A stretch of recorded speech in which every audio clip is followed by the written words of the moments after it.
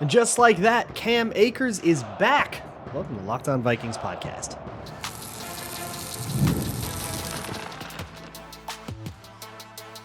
You are Locked On Vikings, your daily Minnesota Vikings podcast, part of the Locked On Podcast Network, your team every day.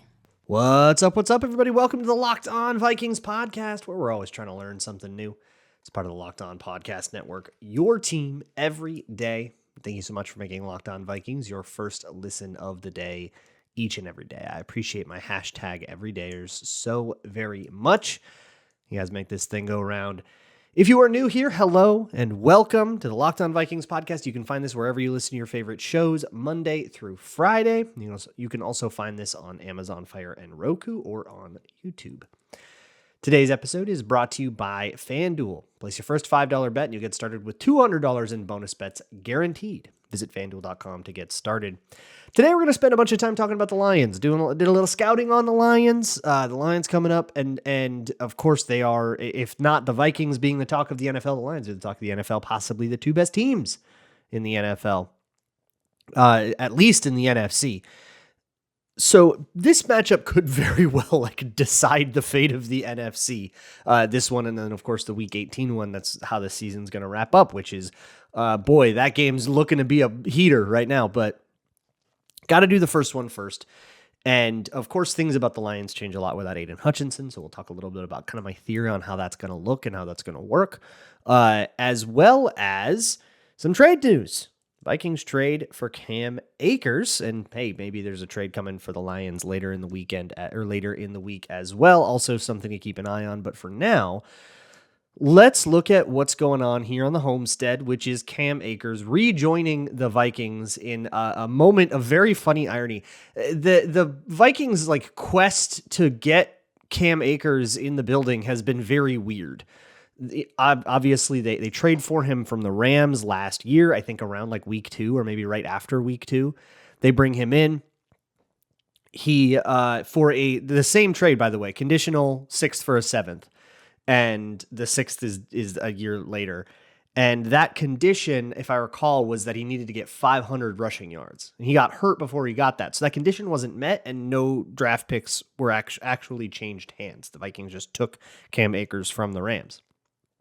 His contract was at the end there, so he went to free agency, and the Vikings tried to bring him back to the building with a physical, but he was still coming off of yet another, I think it was an Achilles injury if I recall, yet another Achilles injury, which he had already had one before, and I don't think we actually got a report that it was the physical that it was failing the physical that caused his signing to fall through.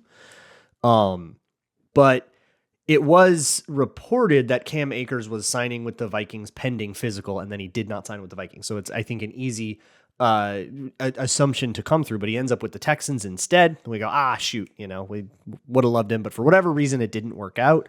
And then suddenly 6 weeks into the season, here he is back in Minnesota, and the Vikings send a conditional 6th for a 7th swap, the exact same trade. So this is 2 years from this 2026 draft picks changing hands here, and it's a 6 for a 7. So it's basically the smallest you can do. That is essentially just kind of trading a player out for free and saying, you can pay him now. I kind of get it for the Texans. I mean, they got Joe Mixon, they got Dameon Pierce, and I think they're really happy with those two people. Now that those two people are healthy and they feel like they can kind of go forward, they go, yeah, all right, we'll just flip this guy for parts and call it a day. And I think I think Kevin O'Connell really likes Cam Akers. That's part of why this goes down the way it does.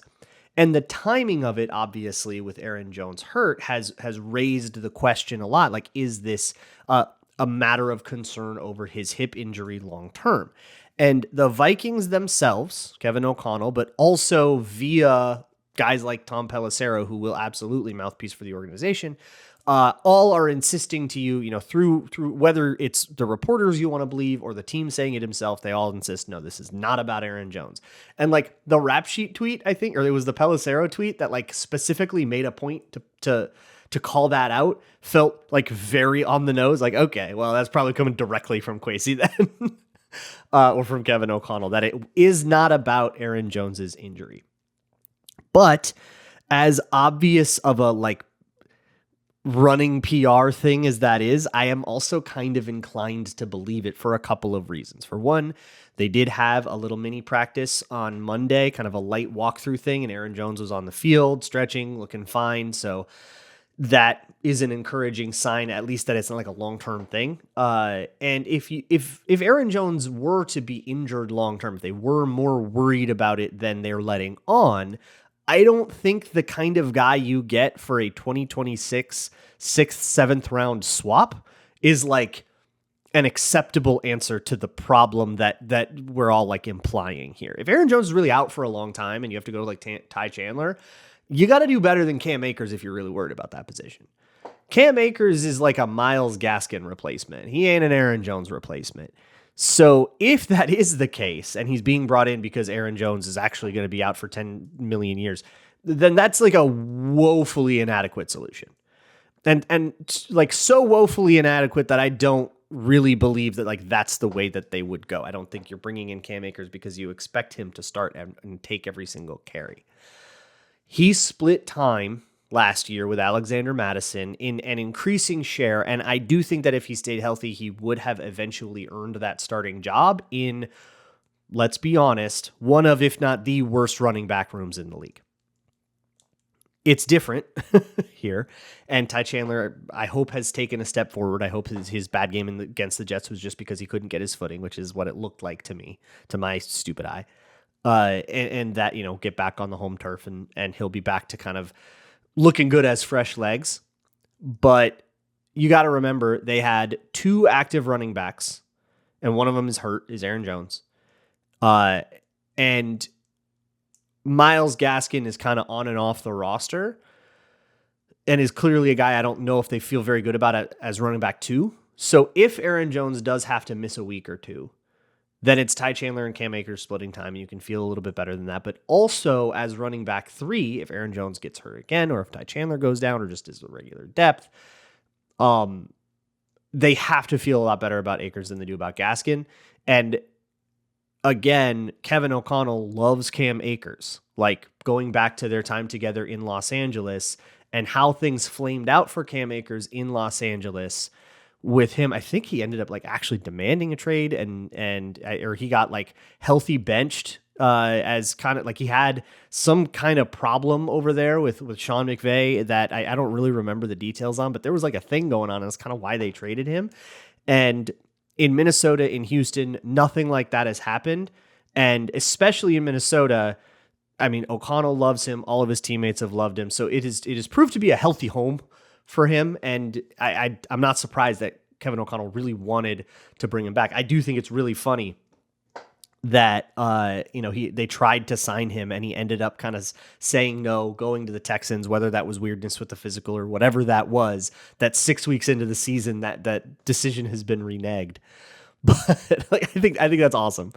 But the skinny on Cam Akers, if you don't remember, he is a very greedy running back with a little bit of juice. And so there is explosiveness potential, but there's also like a famine feast when you're that greedy of a running back. If you really want the most extreme example of this, it was always Adrian Peterson, which is, hey, that's a good style to have. If that's going to be your style, right? He was pretty good. But Adrian Peterson would take a lot of negative runs because he was always looking for the touchdown path, and he was so good at getting to the touchdown path that it was absolutely worth it. He would rack up 250 yards, and you don't really care about the -2s that came in there. But a lot of other running backs have taken that style without being, Adrian Peterson once you get into the second level, and it has created some explosives, but hasn't quite been enough to be as worth the negative plays, which is what's sort of prevented him from being a bona fide starter somewhere. Now he's like a journeyman getting traded for conditional day 3 swaps. I don't know what the condition is, by the way. I would imagine it's something similar to the 500-yard thing from last year. It'll probably be a report if it is. Ben Gessling tends to be all over that stuff. He tends to be all over like contract details and stuff. So I would keep an eye out for a report from the Star Tribune. But the goal of Cam Akers, we have a lot of greedy running backs now. Like Aaron Jones is a greedy running back too, but he is very good at, like, he's very judicious about it. He knows exactly what his line is. He never writes a check that his legs can't cash. I think Cam Akers would sometimes, and that made him a really interesting combo with Alexander Mattison, who's totally on the other side of that spectrum. That was kind of the point I always made about those two running backs, was Mattison very conservative, always never really got a negative run, always good for, his 4 yards in a cloud of dust, but not in like a fullback, not in like a Leroy Horde way, but like a little bit better than that. But it was always like the two of them were so far on the ends of on the extremes that like a running back with a little balance would go a long way. And Aaron Jones has just a little bit of that conservative balance, but is still like pretty greedy and real. And I think that's part of what makes him good. But if you can be greedy and you have a little bit of juice, yeah, you can pop off a 30-yarder and like break a drive wide open. I think Cam Akers can do that if he does end up getting in. I think he'll probably slot in at running back 3, even though he was ahead of Ty Chandler last year on the depth chart. But maybe I'm wrong, right? Like that could be a different thing. It could be a Reisner situation. That's kind of what I feel like. He just got here, so I wouldn't be surprised if that's how things started while he like kind of gets himself back acclimated. But Reisner was ahead of Brandel last year. That was no longer the case. It could be something similar with Cam Akers, or maybe I'm wrong. Maybe he comes right in and he's the guy now backing up Aaron Jones. It'll be something to watch during the Lions game, but I actually want to focus now on the other side of that equation, which is the Lions defense, Lions defensive line. No Aidan Hutchinson. What do they do? Let's try to figure out what exactly the Vikings are going to see on a Sunday. That'll be next on Locked On Vikings. Today's episode of Locked On Vikings is brought to you by LinkedIn. LinkedIn Jobs is the best place to find a new candidate for whatever your business is hiring for, whether you run a small business or whether you just run hiring for a bigger firm, whatever it is. Go to LinkedIn to post that job for free at linkedin.com/lockedonnfl. Look, LinkedIn is more than just a job board. It's honestly like a social media website for the professional world. So many people are on there just for that, just for like connecting, and that makes it a very unique place to look. Over 70% of LinkedIn users aren't even visiting other job sites. Everyone is just on there, but that isn't to say that they might not come to your job and it might be the perfect position to them and they're just not actively looking right now. That's why 2.5 million small businesses use LinkedIn for hiring, and 86% of those small businesses get a qualified candidate within 24 hours. Hire professionals like a professional on LinkedIn. Once again, you can post your job for free at linkedin.com/lockedonnfl. That's linkedin.com/lockedonnfl to post your job for free. Terms and conditions apply. Today's episode is also brought to you by Prize Picks. Prize Picks is the best place to play daily fantasy football. It has been my main thing all year long. I've been having all kinds of fun on Prize Picks, putting together the lineups that I want to put together. I don't really like fantasy football. I don't really want to have like takes on what kickers are best or like what tight end I should have like redrafted or whatever in the snake. Like I don't want to deal with any of that. I love the idea of having the daily fantasy world, of being able to pick a different guy every week, pick a different handful of guys every week, and just whether they'll do better or worse than their Prize Picks projections. And those Prize Picks projections numbers are sometimes completely buck wild and sort of exploitable. Plus, they've got a lot of promos and stuff going on all the time. Like if you catch the right like 2 to 3 hour window, you can actually get a square that's like a way different number than you're used to getting. So check it out often, check back often on Prize Picks. If you want to get started, download the app today and use code LOCKEDONNFL to get $50 instantly after you play your first $5 lineup. That's code LOCKEDONNFL to get $50 instantly after you play your first $5 lineup. Prize Picks, run your game. Thanks so much for making Locked On Vikings your first listen of the day. We're about to go over some light film discussion. Later on in the week, I'm going to have on patreon.com/LukeBraunNFL a film version of a lot of these same points where I can kind of show my work a little bit more. So if you're interested in that, you can check out patreon.com/LukeBraunNFL. It's less than $4 a month to join. But let's ask the real question here, which is, what does it mean to the Lions to lose Aidan Hutchinson? That was really going to be the main... I was going to spend the whole show on this before the Cam Akers trade. And tomorrow we'll have crossover Thursday with Matt Derry of Locked On Lions, and we'll do a more comprehensive analysis of the game, talk about matchups in the secondary and stuff like that.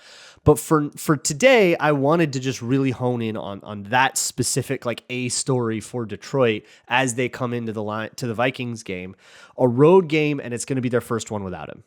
That puts the Vikings in such a weird little moment in the Lions season that is either very exploitable or honestly like can present a low-key challenge as well.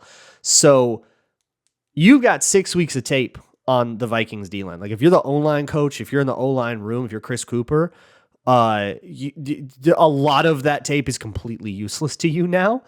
And you're going to have to show up to with a very adaptable game plan.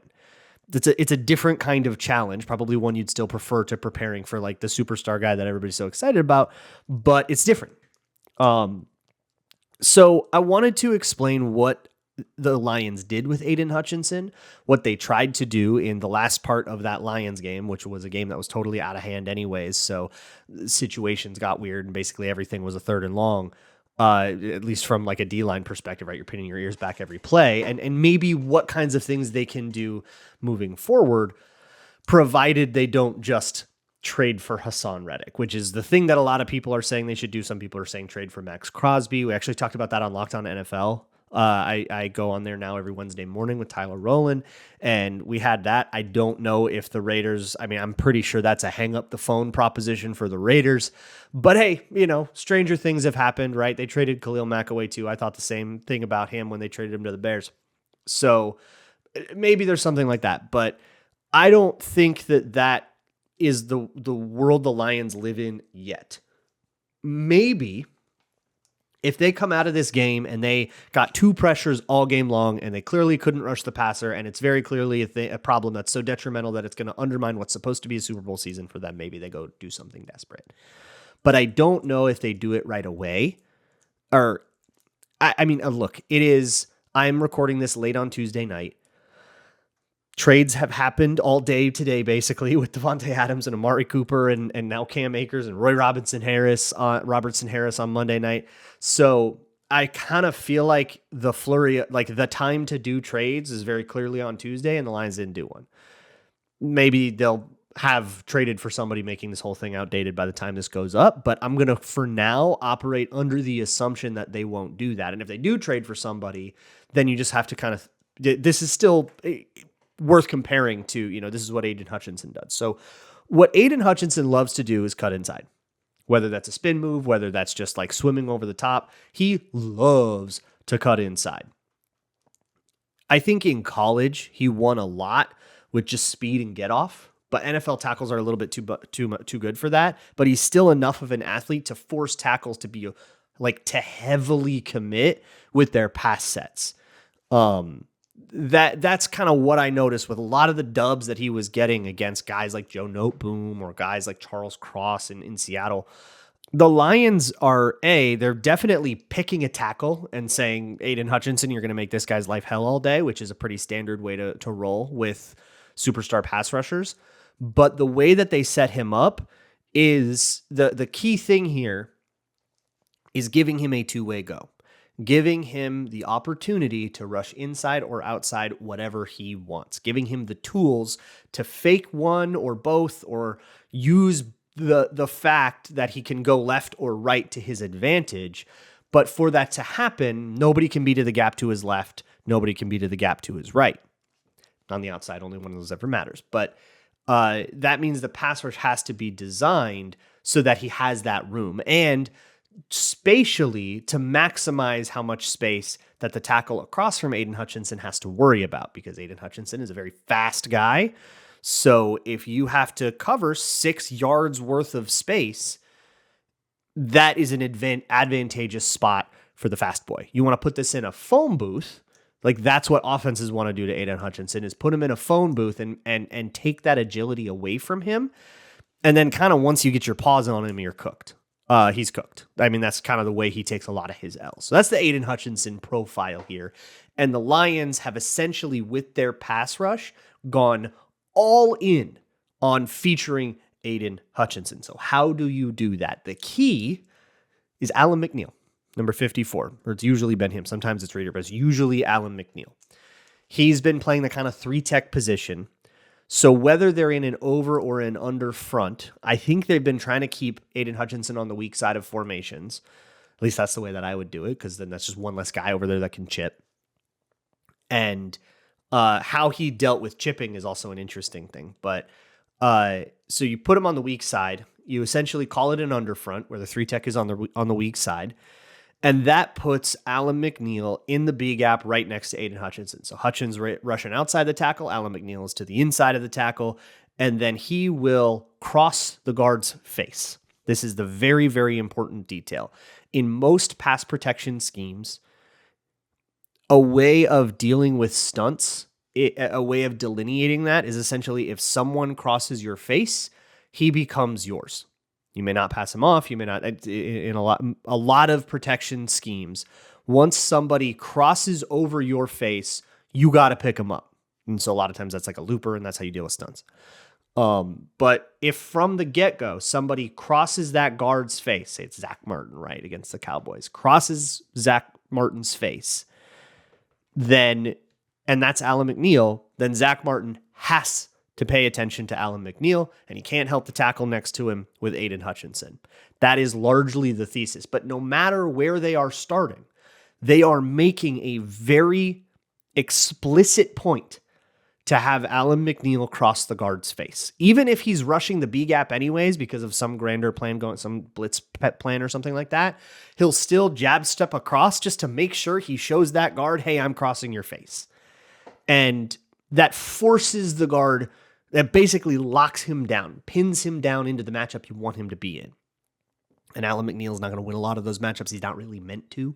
He's just supposed to be there to pull a guy away from Aidan Hutchinson, and then Aidan Hutchinson can have all of that space to work with, cut inside if he wants. This is the thing about chipping. So a lot of times if a running back is going to chip you on the way out to a check down, he's going to do it to the outside of the tackle, right? He's going out to the flat, and he's going to do that on the way. He's not going to go through a gap and chip you that way unless you make it super obvious that you're there, right? And then maybe he will.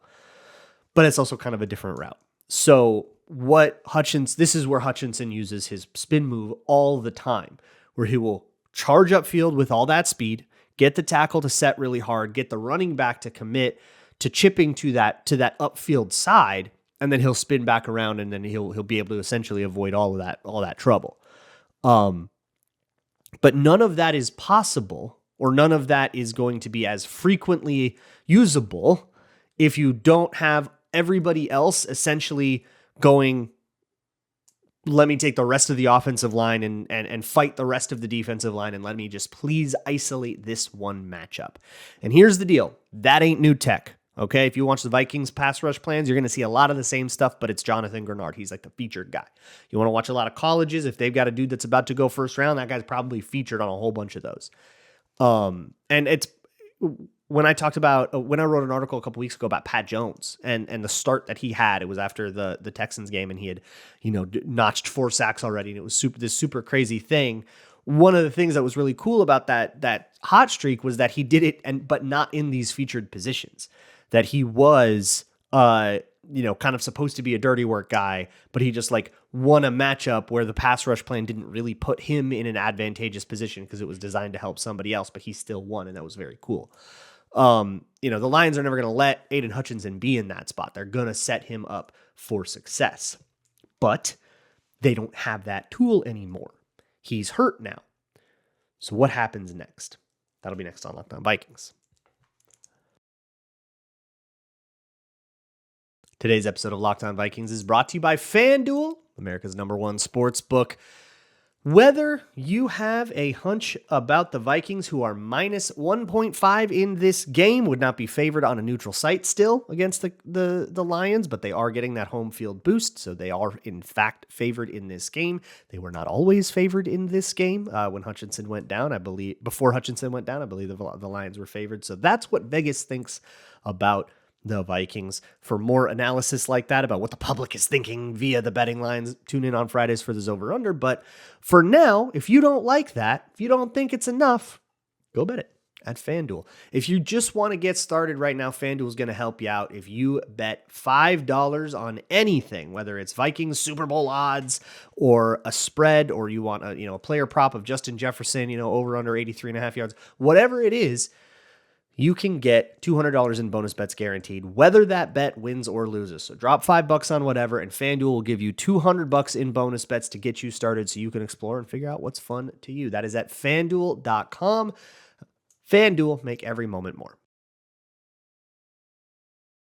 Moving right along here with the Locked On Vikings podcast. So the question of what happens to the Lions without Aidan Hutchinson, first we kind of had to learn what they were with Aidan Hutchinson, but now what happens? And this was fascinating. To watch the Lions on defense try to call pass rush ideas in the middle of that game with Aidan Hutchinson out and just adapting on the fly. Very clearly, they had not walked into that game plan with a backup plan for if Aidan Hutchinson goes down. Why would you ever? So they basically called a lot of stuff that was very clearly designed to Aidan Hutchinson, but just with backups in there. So my question was going to be, who becomes the guy? And to my eye, the guy that the Lions favored the most with a lot of these same things. Alan McNeil was still crossing face, trying to pin down guards and leave an edge on, one-on-one on the other on the outside. It was Josh Pascal, number 93. That seemed to be the guy that the Lions on the outside trusted the most in pass rush. It's worth noting that James Houston was not active for this game against the Cowboys. And he almost certainly will be for the Vikings game. So maybe that's something, you get a veteran guy in there. Maybe he can go dunk on a youngin' or something, but maybe they have a plan to use him in the future. And if they do end up getting a Hassan Reddick, then he just takes over the Aidan Hutchinson role. We get him on a bunch of one-on-ones and you say, okay, dude, welcome in. You're going to cook. And I don't even think you need to do a lot of install for that. You're going to tell him exactly where to line up and say, hey, if all this works out, you get a one-on-one go.